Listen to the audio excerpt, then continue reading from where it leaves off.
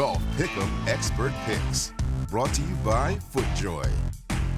We have reached the final event of the PGA Tour season. Nick Menta, it's the 30-man Tour Championship. As always, we're going through the Golf Pick'em game in the NBC Sports Predictor app. It's a little different this week with the starting strokes at East Lake, but we're going to go through these matchups one by one, and we're going to pick some winners. And we're going to start with the guy who's starting on top of the leaderboard. 10 under par, Dustin Johnson against Rory McIlroy, last year's winner, who's starting at -3. When it's all said and done, Nick, who ends up higher on the leaderboard?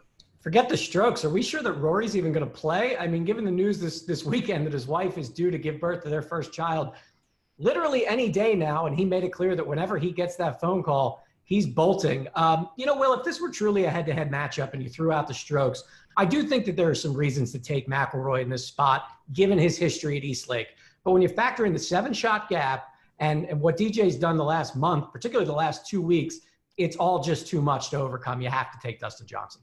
Yeah, I tend to agree with you. I think that Rory, if he's going to show up on Friday, if the baby's not there yet, we could have some issues. Hopefully things go well in the next couple of days. But you're right. I mean, I think it's amazing to see that Rory has more wins, 2, than rounds over 71 at East Lake since 2016. He plays really well there. But DJ, you throw in his current form, the 7-shot gap, and the fact that he has played pretty well in Atlanta as well. 4 out of 5 trips, he was T5 or better from 13 to 18. I'm with you. DJ is the way to go.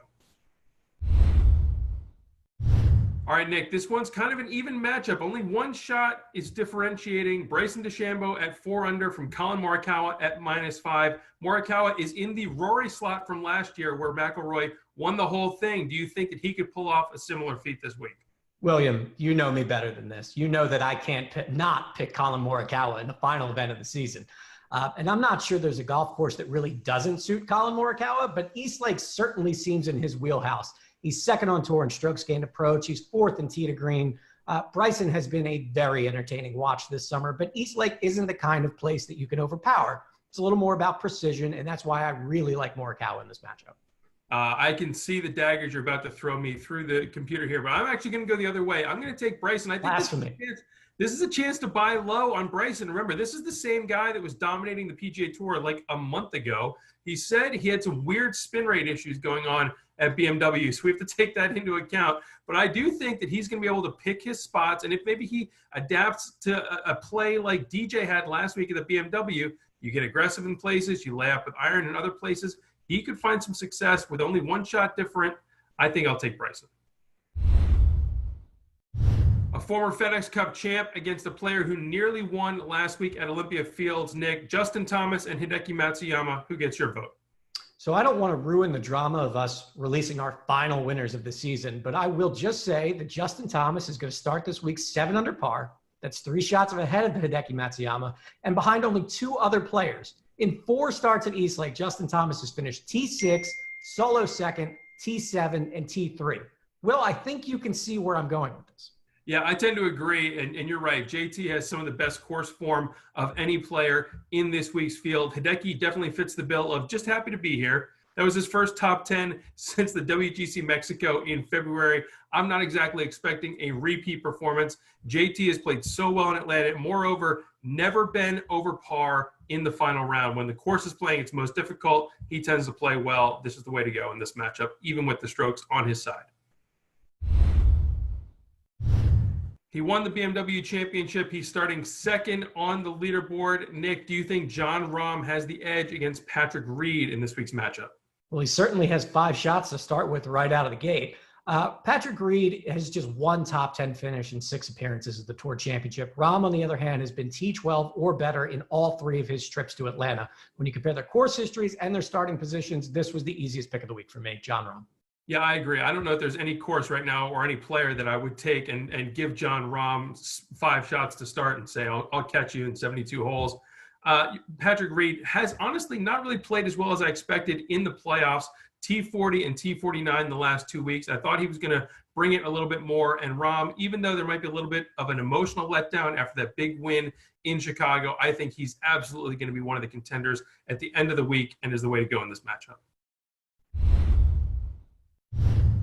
Nick, he might be the smartest man in the room. Webb Simpson skips the BMW. It only costs him a shot. in starting score at this week's Tour Championship. He's in a matchup with Daniel Berger. Does he have your vote? Yeah, and he's going to start 2 ahead of Berger. Webb has 3 top 5 finishes in his career at East Lake. Like you mentioned, he took last week off. This is admittedly a matchup that I struggled with considering just how excellent Berger has been this summer. But when you combine the week of rest, Webb's 3 top 5s, and his 2-shot cushion, it's enough to give him a slight advantage and put him over the top of my mind. Yeah, I'm actually going to go the other way, and I know that it's tough to fade Webb given that he is starting at 6 under. Berger's going to start at 4 under, but Berger finished T25 last week at the BMW. He was under par over the weekend when it was playing pretty difficult, and moreover, a T25 feels like a missed cut for Daniel Berger right now. He's still been arguably the most consistent player on the PGA Tour since they returned from the break in June. The ball striking stats are there. He's 5th in total strokes gained. It would not surprise me if he makes up those shots pretty quickly, and I'm going to go with him over Webb.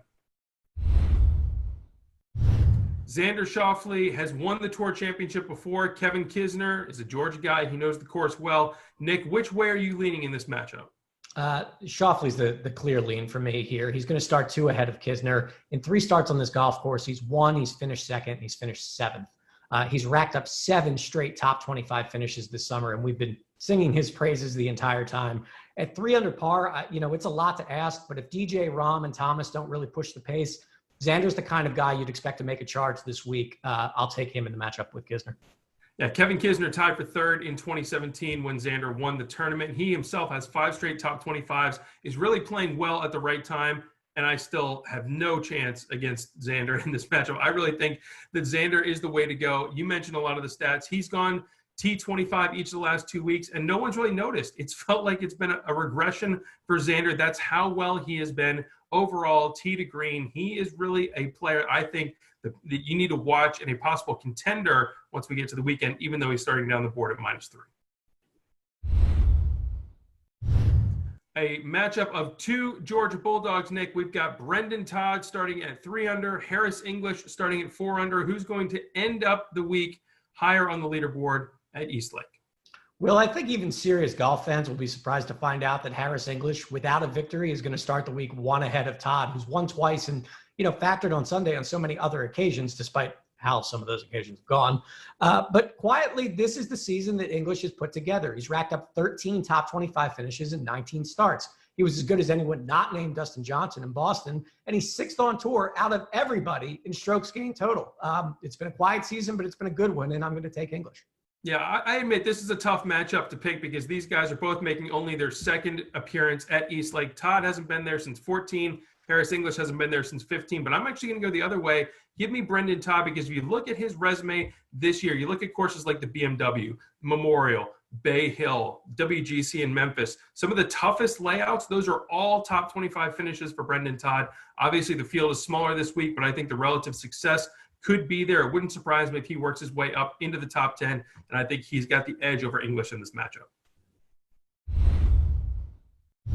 All right, those are our picks for the 7 head-to-head matchups. But, Nick, as you know, in Golf Pick'em, we need a tournament winner. $15 million on the line for the champion Sunday at East Lake. Who's it going to be?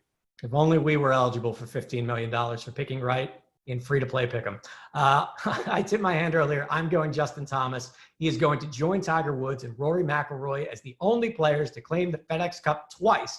And unlike in 2017 when Xander Schofley took the Tour Championship, this time, Justin Thomas will not be sharing the spotlight with anyone Sunday night at East Lake.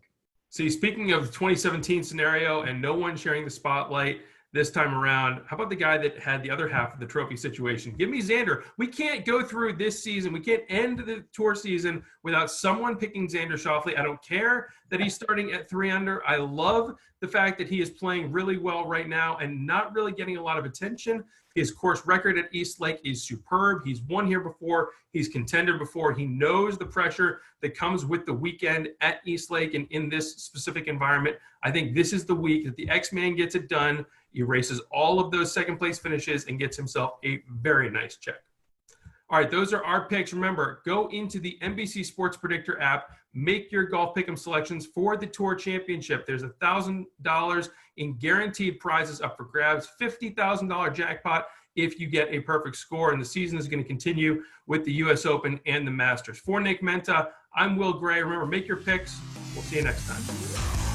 Golf Pick'em Expert Picks. Brought to you by FootJoy.